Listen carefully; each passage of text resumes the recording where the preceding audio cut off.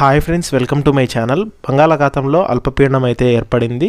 So దీని ప్రభావంతో ఏ జిల్లాల్లో వర్షాలు కురనున్నాయి, దానికి సంబంధించిన వివరాలు అనేది అయితే తెలుసుకుందాం. వీడియోని అయితే స్కిప్ చేయకుండా చివరి వరకు చూడండి. వీడియోలోని ఇన్ఫర్మేషన్ నచ్చితే ఛానల్ని సబ్స్క్రైబ్ చేసుకోండి. వీడియో యూస్ఫుల్ అనిపిస్తే మీ ఫ్రెండ్స్ అండ్ ఫ్యామిలీ మెంబర్స్కి మన వీడియోస్ని షేర్ చేసి నాకు సపోర్ట్ చేయండి. చాలామంది వీడియోస్ చూస్తున్నారు కానీ లైక్ చేయట్లేదు. మీరు ఎన్ని లైక్స్ చేస్తే నాకు అంత సపోర్టివ్గా ఉంటుంది. వీడియో కూడా ఎక్కువ మందికి చేరుతుంది. దానివల్ల వీడియోలోని ఇన్ఫర్మేషన్ ఎక్కువ మందికి తెలుస్తుంది. ఇక లేట్ చేయకుండా టాపిక్లోకి వెళ్ళిపోదాము.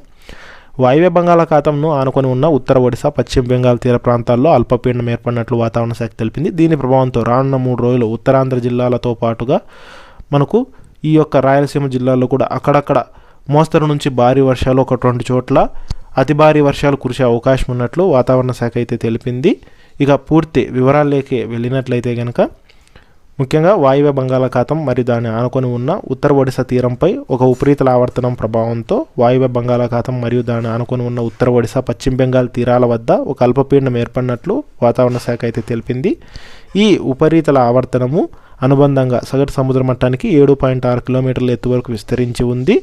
ఇది రాబోయే 2-3 రోజుల్లో మరింత బలపడే అవకాశం ఉన్నట్లు వాతావరణ శాఖ అధికారులు అంచనా అయితే వేస్తున్నారు. వీటి ఫలితంగా ముఖ్యంగా మనకు ఉత్తరాంధ్ర జిల్లాల్లో అయితే కనుక భారీ వర్షాలు నమోదయ్యే అవకాశం ఉన్నట్లు వాతావరణ శాఖ తెలిపింది. తీరం వెంబడి గంటకు 40 నుంచి 50 కిలోమీటర్ల వేగంతో ఎదురుగాలు వీచే అవకాశం ఉందని మత్స్యకారులు సముద్రంలో వేటకు వెళ్ళకూడదని అయితే సూచించింది.